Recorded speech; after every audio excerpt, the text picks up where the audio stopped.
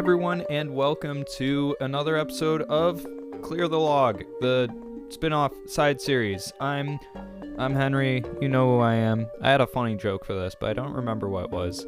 I literally, I was thinking of it the whole time before starting to record, and I was like, oh, this is gonna be so funny when I say this, but I completely forgot what it was, and now I'm sad, because it was really good. But we're not gonna dwindle on that. Maybe I'll think about it later and add it in or something, but I'm not that petty. You know what? I'm not that petty. I'm not gonna do that. Anyways, welcome to another episode of Clear the Log. As you can probably tell right now, there is not another guest with me today because he ended up with some schedule conflicts, so we could not record together. So he just gave me the notes and we're gonna react to them. And this episode, so if you remember last episode of Clear the Log, if you listened to all 2.5 hours of it, you didn't need to. That whole last half hour was just us talking about Deep Rock, and us realizing we're going way too long and saying multiple times through that 30 minutes, we're going too long. But this is going to be much shorter because I got much less notes from this person, but he probably had the biggest impact on the backlog list. So with this in mind, we're going to go over his notes, and then we're also going to do like a checkup on how the backlog is doing after 2 months of using it, because I feel like that's just good to do, just like a check-in. Yeah, so the person that I had look over this was actually my brother. My brother, Charlie, he's awesome. And he was like one of the first people I thought of when I thought of this series, when I was like, I want people to look at my log and help me crunch it down. He was one of the first people I thought of because I felt like he would have really good knowledge for that. And he's also the only person I know who's like a real like Nintendo fan. Like, I don't have that many Nintendo fan friends. A lot of them actually, like, hate Nintendo for some reason. I don't know why you would do that. They're such a good company. But he had some Nintendo thoughts to drop, which not as many as I thought or expected, but enough for me to do this episode. But yeah, he was too busy to record with me. He's got a job, he's got a kid, and he got a wife. So like, that's a lot. That's a lot for a person. And I respect that. So you're awesome just for doing this. Like, if you're listening to this episode, because you probably are, I am so happy you were willing to do this. I was honestly like half thinking you were going to drop out. Like, this is awesome. Thank you so much. I will figure out in the next few weeks, instead of last minute, who the guest is going to be for next month. So hopefully next month we will actually have a guest to record with. This was very last minute, which again, thank you for being willing to do this, even though it was very, very last minute. So first, we're going to start with the recommendations that are already on the backlog that I should keep, which new edit to the backlog, which I'm planning on when this episode releases, dropping the backup copy of the backlog onto the Discord, or at least a link to it on the Discord. And that should help a whole lot with following along on the journey. I'm going to do that monthly, hopefully. And I changed it up a bit by when you look at it, you're going to see I have in purple with yellow font games that I have actually labeled in the key down at the bottom, non-negotiable, these will not move. And that's originally what it meant. It was like, these are games, I don't care if I don't own them, I need to keep them on here because these are games I really want to play and I do not want to forget about and I do want to get to at some point in my lifetime. And I've changed that to now being non-negotiable, these will not move, or someone recommended to keep it. So that has like completely changed the whole setup of this thing, because there's some games highlighted now that aren't like I really want to play them, but it's someone highly recommended it. Anyways, with that out of the way, he only had 5 recommendations to keep on the list, and he didn't add any either. He didn't add anything to it. Well, kind of. We'll get to that. So let's just start from the top, alphabetically, because I sorted it alphabetically. I could sort it by year. That's really fun. No, we're gonna do alphabetically. Let's sort it by year, just in case, because some of them are sequels to other things. So we're gonna go to the release date tab, which I have it all like set up so there's like filters and stuff. Once I post it on the actual Discord, I would recommend you making your own copy, so then you can like set the different filters for whatever you want. And then you don't mess with other people trying to read it. Anyways, so I got a friend notes. There's a friend notes tab, and that's where I put everything. All right. So first off is Arkham Knight, right? Why is that the first one? Okay. This is being weird. Okay. So first one, we're going to talk about just the Arkham series in general. He is absolutely over the moon with Batman, which, like, fair enough. Like, that's one of his, like, few things they, like, hyperfixes on to. Like, Batman is his thing. He loves all Batman media, and, like, me too. So, like, we're very like-minded with that. And with that, he highly recommended the Arkham games I haven't played. So I've only played Arkham Origins, and I watched him play through all of Arkham Asylum. Because, you know, I'm the younger brother. That's my job, to not actually play games, but watch my brother play them, because I was bad at them. That's just what you do as a Gen Z younger brother. But that's how I was also exposed to the Batman Telltale series, which is fantastic. Like, don't count it short because it wasn't one of the most talked about Telltale series. That was fantastic. I loved their adaptation of Joker. It was so original. And also the actors in it are fantastic. Troy Baker, whew, that man. Anyways, back on topic. He recommended the Arkham games, but in a very specific way. So Arkham City, like, everyone needs to play Arkham City. Like, he didn't even write down notes for that. He just was like, yeah, Arkham City, play Arkham City. It's Arkham City. And then I have Arkham Origins Cold Heart on here, which I don't think he realizes that I've played Origins already, because his notes he wrote down were, you should combine this with Origins. It may be DLC, but it ties into the narrative themes of Origins. I played Origins multiple times through. I don't think I told him that. But he does recommend playing Arkham Origins Cold Heart. I will get to that. That is now highlighted in purple with the yellow font. Cool. Next up, Arkham Knight, which isn't like a super like popular game in the series. Like, people either say this is the worst one or Origins is, until Suicide Squad came out, but we're not going to talk about that today. That's not what today is about. And what he basically did was he basically gave a little review for all of the games to explain why he recommends this one specifically.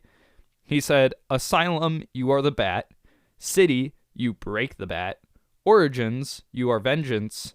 Knight, you are the Legend. And he has a legend in full caps. So that sounds like a really good thing. So I will definitely have to check that out. I've always wanted to play Arkham Knight, but I've never had something to play it on. But now I have a PC, and I have an Xbox, and it's on Switch, but no one's ever going to play that version because, as we predicted, it looks garbage on Switch because it's one of the best-looking games of the past few generations, trying to run on the Switch. But that he recommended. He recommended just all the Arkham games I have not played in general. So, cool. That's awesome. That's awesome to hear. Thank you. I was honestly expecting him to say that. Like, I was fully expecting him to just take every single Batman thing or just every single superhero thing. I'm surprised he didn't comment on any, like, Mario games because that's also his other big thing, Mario. I'm surprised he didn't comment on any of those. So I'm just gonna guess, just based on his whole person, keep all of the Mario games. Actually, I lied. I just remembered he did put a note for Paper Mario, which Paper Mario, his note was, because when you see the backlog list, I have my own notes tab called Other, which is vibes, notes, genre, etc. Like other notes from me, like if I forget what a game is, or like my overall feelings on it before playing it. And what I put for Paper Mario was baby's first RPG, because that's what I've always heard it as, baby's first RPG. And his note, I guess he took a little bit of offense from that. Sorry. But it says may very well be baby's first RPG, but it is a classic for a reason. Play it. It's a wonderful experience. Awesome. Cool. Now, here's the thing. I do really want to get to Paper Mario soon, and this makes me want to get to it more. I listened to Into the Aether's bonus episode that they did for Paper Mario, which how they do bonuses every month is they pick one game and then they both play it in the background for like that whole month, and then they just hold in all the notes they have on the game until that episode, and it's like a 4-hour long thing of them just saying every single thing they love about it. And they did that for Paper Mario and Thousand Year Door, and that made me want to really play Paper Mario. But Thousand Year Door is getting a remake, so I really got to get to Paper Mario pretty soon. So thank you for this. This is bigger encouragement to me to actually go play it. Thank you, Nintendo Switch Online. Yeah, I'll get to that. I will definitely get to that. Thank you for the recommendation. Which, that is surprisingly the only Mario game that he recommends. It's the only one he recommends, and that's really weird. Yeah. I don't know, maybe he just assumed like all the other ones are, yeah, it's Mario. It's Mario. Like, go play it. It's a Mario game. And then he also had a note for Diddy's Kong Quest, which is the second in the Donkey Kong Country series. Now, Donkey Kong Country, I've tried to get into. It was very poor attempts, I will say. I will confess that it was not the best attempts at getting into Donkey Kong Country, because I only played the first few levels and then based it off of that. Not good idea. Don't do that. And I've always heard, like, I've always wanted to go back to them. I've always heard they're some of, like, the best platformers ever, but also some of the hardest ever. So I never wanted to play them because of that. And one of the apparently easier ones is Donkey Kong Country Returns, but I am really bad at Donkey Kong Country Returns. And that's one of my favorite platformers of all time, and I'm still really bad at it. So that made me really worried to get into the Donkey Kong Country series, but this is really helping me because it's like, oh, yeah, he says Donkey Kong Country is awesome. Okay, cool. Specifically, Diddy Kong's Quest is awesome. Like, that's the better one. Cool. That's awesome to know, because I had it written down that heard it's the better one. Like, that was my note. That's why I wanted to play it, because I heard it was the better one. So that's awesome. Thank you for that. Next, this is the one where I said he kind of recommended 5 games. And that's Shovel Knight. So Shovel Knight, if you didn't know, is actually I'd say like 4.5 games. It's Shovel Knight, it's Spectre of Torment, it's Plague of Shadows, it's King of Cards, and Shovel Knight Showdown. And all of this was like free DLC that was added on to the original $15 game, which if you bought Shovel Knight at the original $15, you got like one of the greatest deals in all of gaming right there. And I'm so jealous. But I played Shovel Knight like years ago, and I got a decent chunk of the way through, especially through Spectre of Torment. I loved Spectre of Torment. I thought Spectre of Torment was fantastic. Like, that's probably, of all the Shovel Knight games inside Treasure Trove, that is my favorite one. That one's the one where you play as Spectre Knight, and it like gives this whole like dark origin story to him, and it's got like he's got a scythe, but you can use it as like a skateboard in some parts, and that's really awesome because you use it in like boss fights and stuff to ride across rails and like chase down the boss, and it's so cool. But I love Spectre of Torment. I feel like that's the one that feels so satisfying to play because it has a lot of influence from like Mega Man Zero. And then I played a little bit of the original Shovel Knight. I thought it was really fun, extremely difficult, but so good. It was so fun. And then King of Cards I got a little bit into, but I kind of forgot about. And then Plague of Shadows, I've heard, is a very hit or miss one. The story is incredible, but the gameplay is very, you either love it or you don't. And I really couldn't get into it. I couldn't really figure out the gameplay for myself. Maybe now that I'm a bit older, I'll be able to figure it out. But at the time I was playing it, I could not figure it out for the life of me. But because of this recommendation, I have to. I have to now. Next up is Bugsnax, which Bugsnax is kind of indie. I think it's an indie. And it was a really weird point because it was one of the first games to come out for the PS5 that was like, this is a PS5 exclusive for a while. And it's not really like a demanding game either. It's very low engine. Like it's on mobile right now. Like you can get it on mobile phones. Like it's not like a very demanding game. It's on everything right now.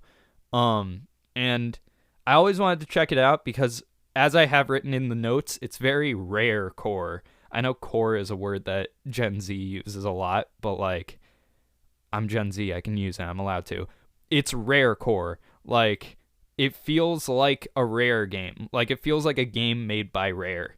Like, it gives the same feeling of like Banjo-Kazooie and a little bit of Conker, and like, what was that one? Ukulele that like, it wasn't Rare, but it was like team members of Rare. Like, it was kind of like a Callisto Protocol situation. Now that I think about it, a lot of those situations don't really work out that well. I never thought about that. Like, the old devs promising they're going to make a new series that is reminiscent of the original, and never really works out. I never thought about that. Huh. That might have to be like the topic of an episode at some point. Anyways, yeah, he recommended Bugsnax. He said, it's chill, weird, makes me wildly uncomfortable at times, but it's so fun. So, that's awesome. I really want to check it out.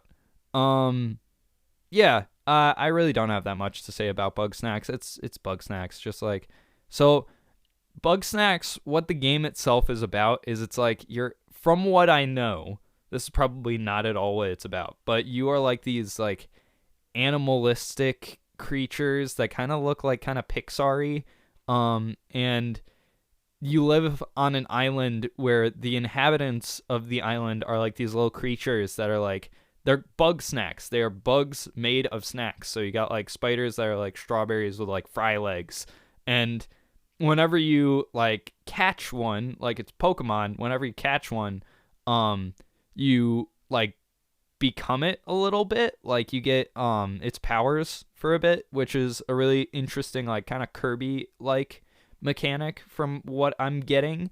And that sounds really interesting. And apparently the writing is really good. The characters are really interesting and have really fleshed out stories for what it is. And that's awesome. That makes me really excited. Let me see if there was anything else he recommended. I think that is all of them. And then here's the big thing.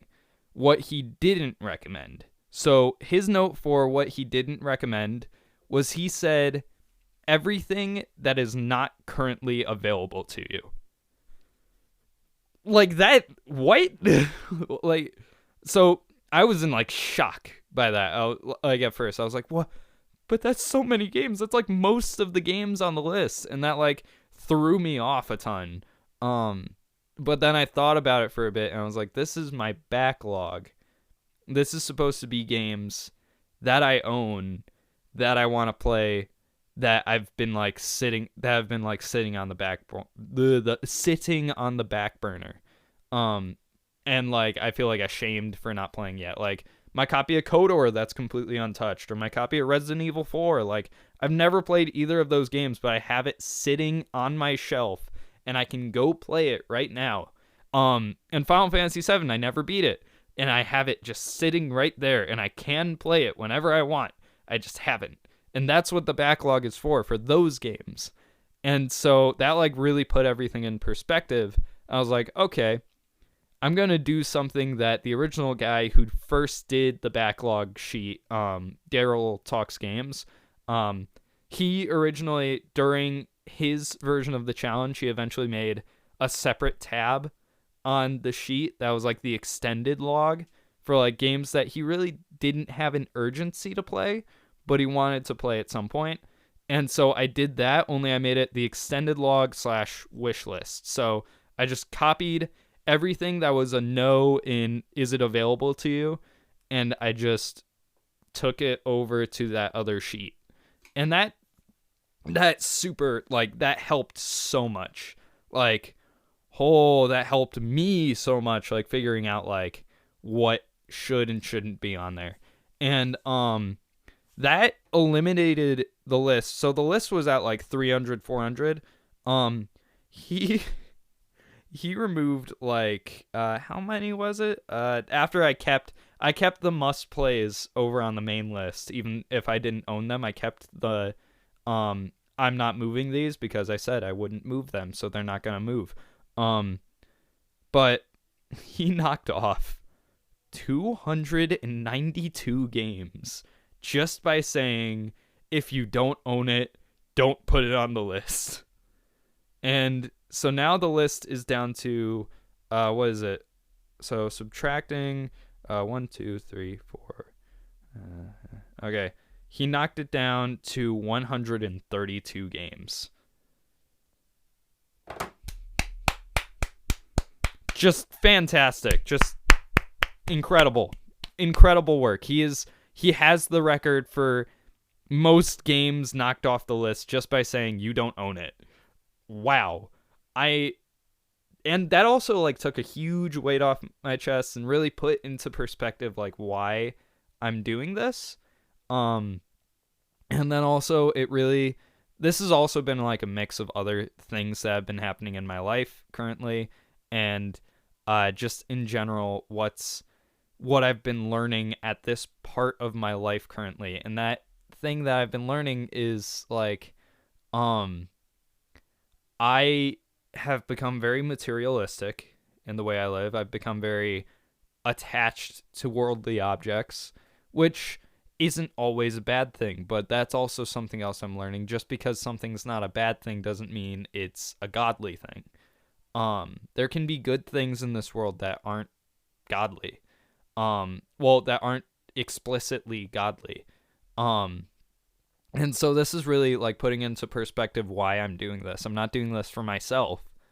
I'm doing this so I have a better way of reaching to my audience and reaching to all these games that I want to play so I can teach you guys. Because a lot of the must plays are games that I feel like some of them are just games I really want to play because they sound really cool, like Hi-Fi Rush or what is it? Hi-Fi Rush, Lies of P, Portal 1 and 2, Puppeteer. Puppeteer's a nostalgia one for me. I'm surprised he didn't say anything about Puppeteer. Like, I'm super surprised he didn't say anything about that. But, like, games that either I just really, really want to play, or I feel like if I talk about these games, these are the ones that need to be talked about.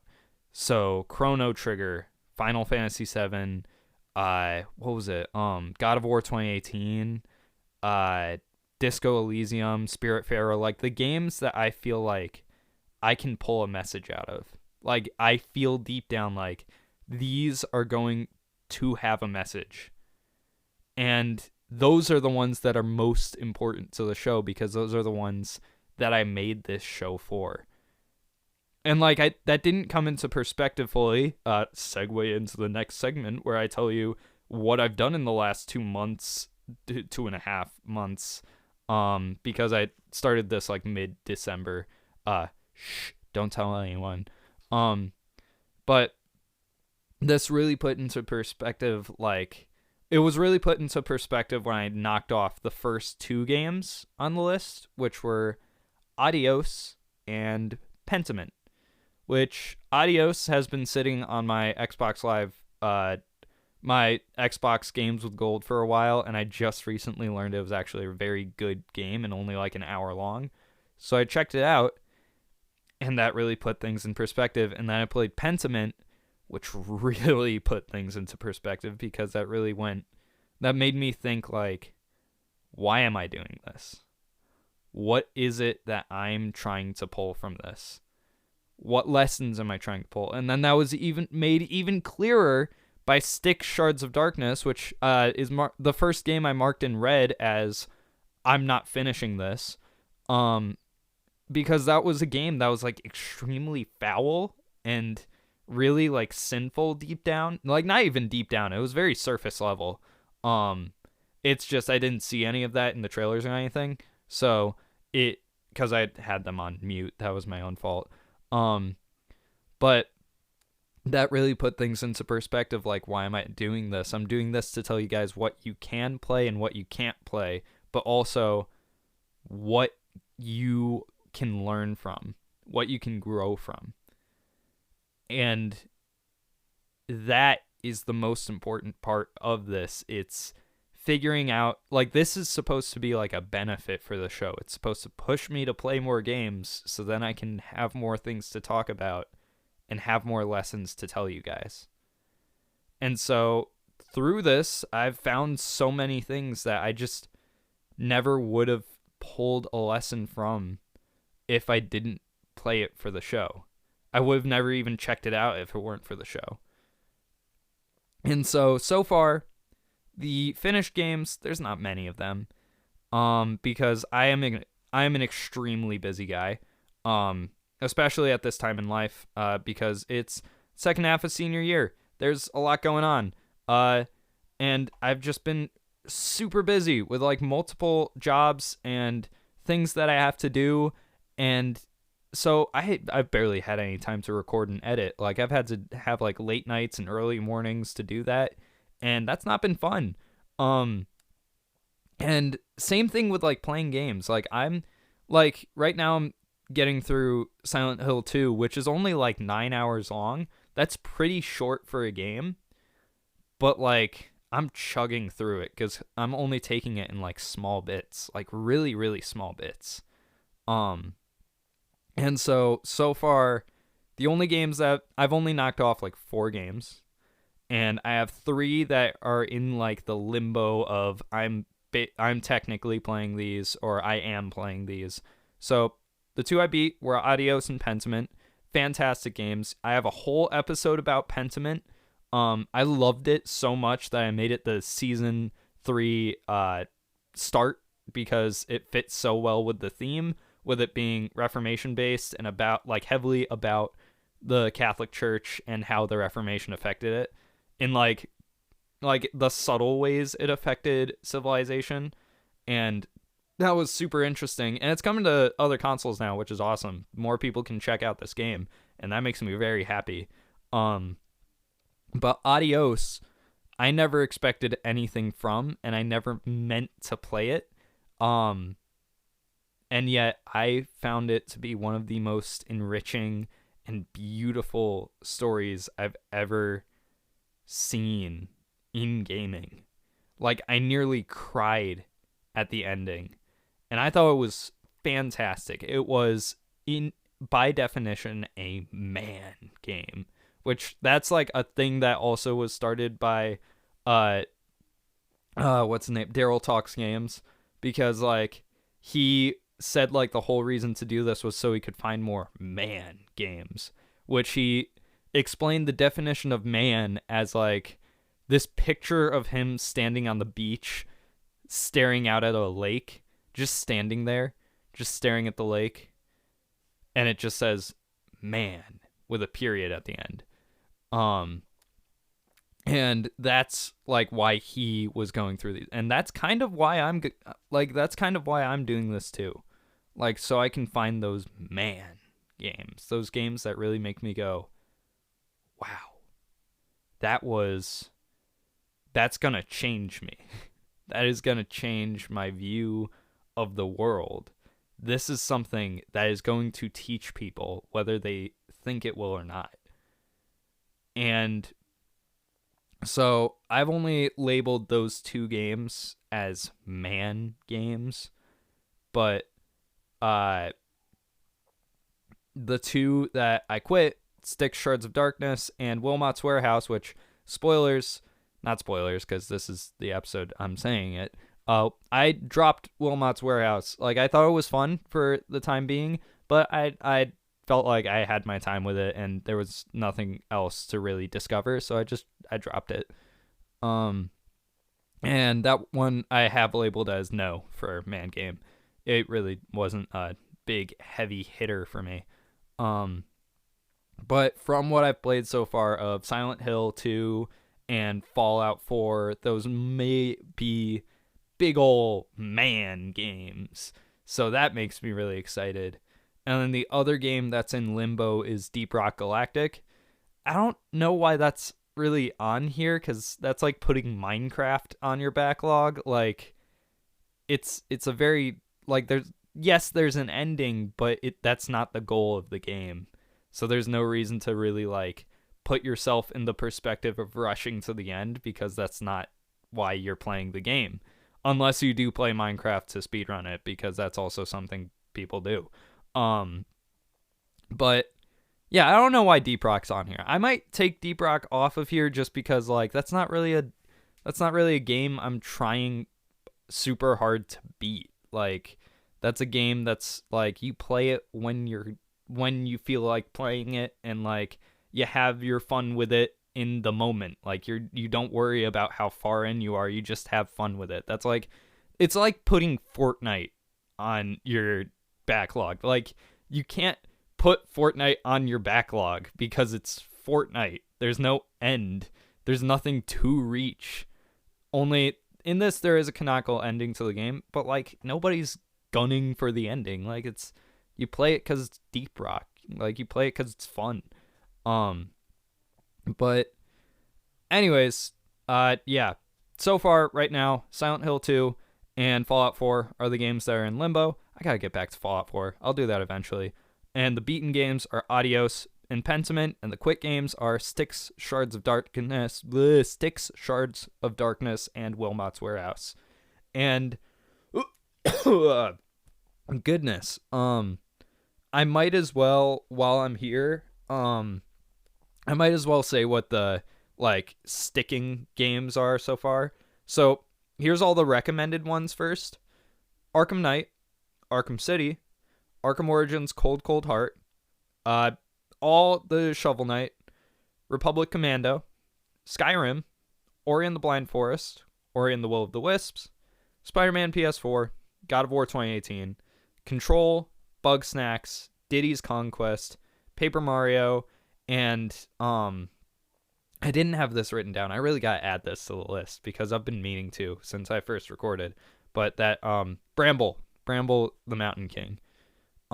He may have recommended other ones. I might have to re-listen back to the episode, but that's what's on there for recommendations that are like either hard recommendations or slight recommendations.